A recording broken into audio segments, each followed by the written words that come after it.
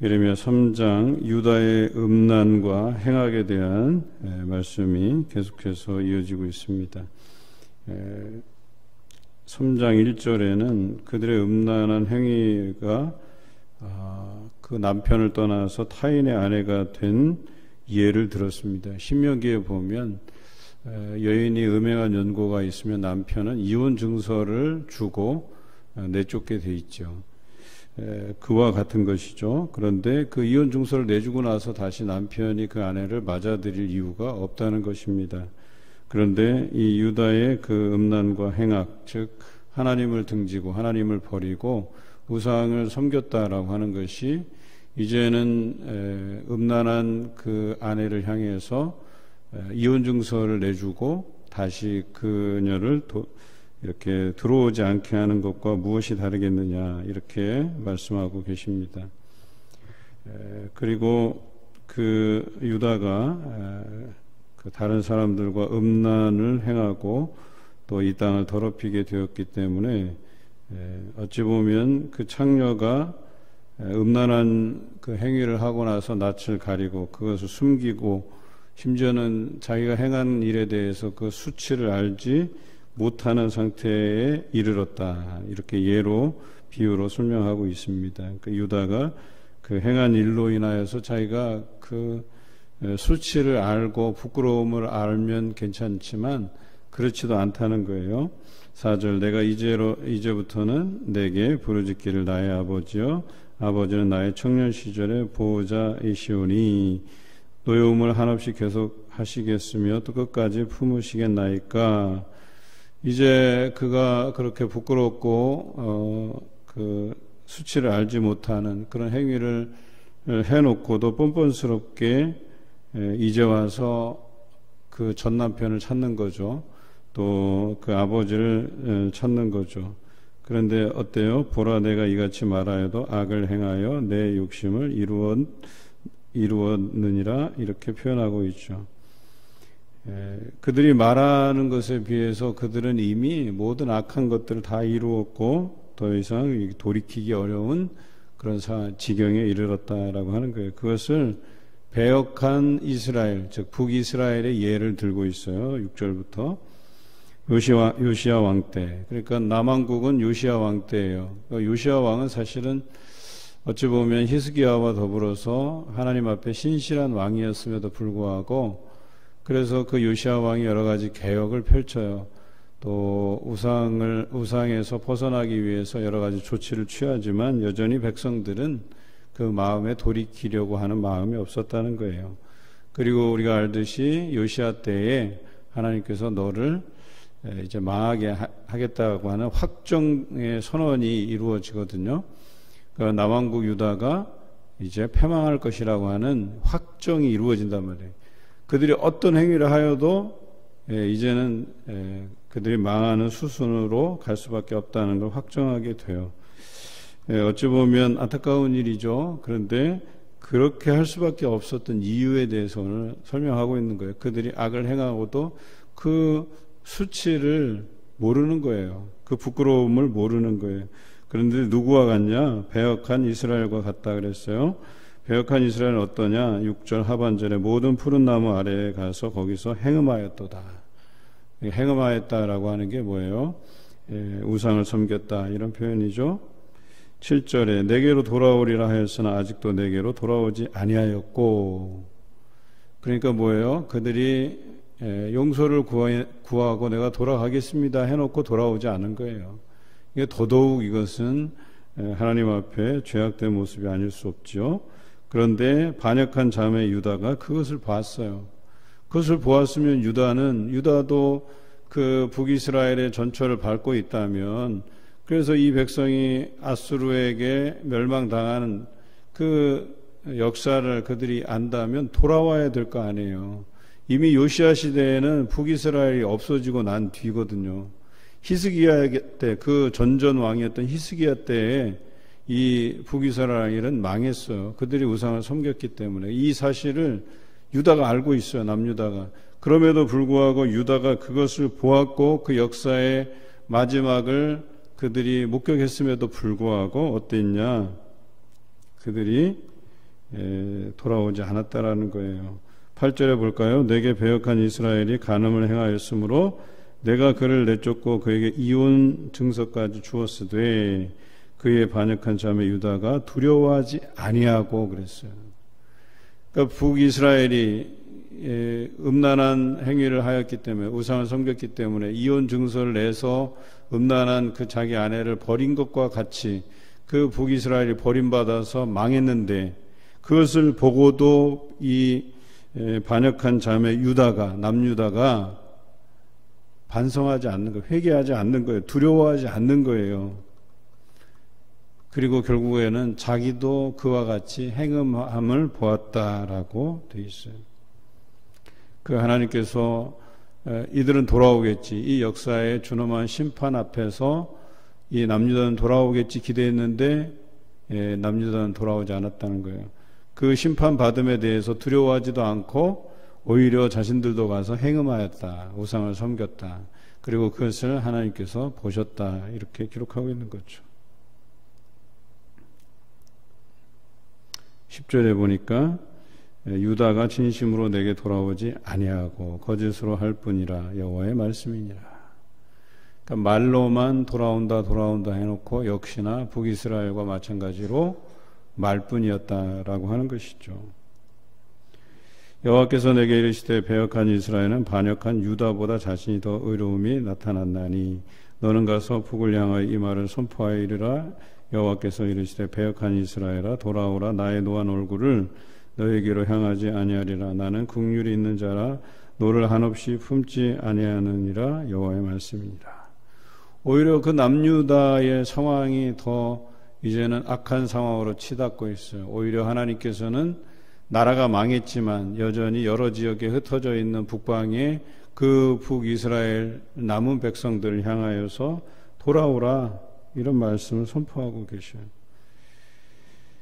13절 너는 오직 내 죄를 자복하라. 이는 내 하나님 여호와를 배반하고 내 길로 달려 이방인들에게로 나아가 모든 푸른 나무 아래에 가서 내 목소리를 듣지 아니하였습니다. 여호와의 말씀이니라. 그들에게 구원의 기회가 다시 한번 주어지고 있죠. 그들이 나라를 잃었어요. 그리고 이제 그 나라를 잃은 것으로 인하여서 우리가 왜 이 나라를 잃었을까 하는 어떤 자성이 있었지 않겠어요? 그래서 그 한 사람이라도 그 남은 자들을 위해서 하나님께서 그 북방에 있는 사람들, 북이스라엘의 그 남은 백성들을 향해서 너희가 돌아오라, 회개하라, 이 말씀을 선포하고 있는 것이죠. 그리고 말씀하세요. 너희를 시온으로 데려오겠고 또 마음에 합한 목자들을 너희에게 주리니 그들이 지식과 명철로 너희를 양육하게 될 것이다. 마지막까지 하나님의 심정이 그래요. 왜 이런 말씀을 하시냐? 남유다 여전히 나라가 이렇게 기울지는 않았어요. 그런데 북방 이스라엘은 나라를 잃었단 말이에요. 그런데 그 나라를 잃은 백성을 향하여서도 하나님의 그 구원의 섭리가 있었다는 거예요. 그들이 나라를 잃었지만, 그들이 죄를 범했지만 다시 회개함으로 돌아오면 다시 시온으로 돌아오겠고, 또 여러 목자들을 통해서, 즉 하나님께서 예비한 목자들을 통해서 너희를 먹이고 너희를 양육하게 할 것이다, 이 말씀을 주셔요. 어찌 보면 이런 거죠. 바벨론으로 이제 포로로 잡혀가게 되고, 바벨론이 그 성경에 표현한 대로 바벨론 왕도 그렇고 페르시아의 고레스 왕도 그렇고 하나님께서 목자로 세웠다라는 표현이 있잖아요. 그러니까 하나님께서 이방 나라들을 통하여서도 그들을 포로로 데려가지만 그 포로된 땅에서 하나님께서 돌보신다는 거예요. 여기에서 그것을 이야기하죠. 결과적으로 포로로 잡혀가서 그곳에서 70년 포로기를 지내는 사람들, 또 이스라엘도 마찬가지죠. 아수르의 포로로 잡혀가고 또 그곳에서 고초를 당하고, 또 남은 백성들 역시도 바벨론이 이 나라를 빼앗을 때에 그들 역시도 뭐 바벨론 포로기로 갔다고 보여져. 일부는 애굽으로 도망치다 죽게 되고요. 자, 그 말씀을 주시는 거예요. 하나님의 그 말씀대로 그들이 회개하고 돌아서면 하나님이 예비한 목자들을 통해서 그들을 먹이고 양육하겠다라고 하는 거예요. 그럼에도 불구하고 이런 설원이 있음에도 불구하고 이스라엘의 배역이 19절부터 22절까지 나타나고 있어요. 그 배역한 땅을 향해서 우리 하나님께서는 돌아오라고 이야기하고 있습니다. 19절을 한번 읽습니다. 내가 말하기를 내가 어떻게 하든지 너를 자녀들 중에 두며 허다한 나라들 중에 아름다운 기업인 이 귀한 땅을 내게 주리라 하였고 내가 다시 말하기를 너희가 나를 나의 아버지라 하고 나를 떠나지 말 것이니라 하였노라. 여전히 하나님께서 이스라엘을 향해서 말씀하고 계세요. 돌아오라는 거죠. 그래서 나의 아버지라 하고 나를 떠나지 말 것에 대해서 이야기하고 있어요. 그런데 이스라엘 족속은 어때요? 마치 아내가 그의 남편을 속이고 떠나감같이 너희가 확실히 나를 속였느니라. 돌아와도 늦지 않는데 남편을 속였다는 거예요. 돌아간다고 이야기해놓고 돌아가지 않은 거예요. 회개하지 않은 거예요.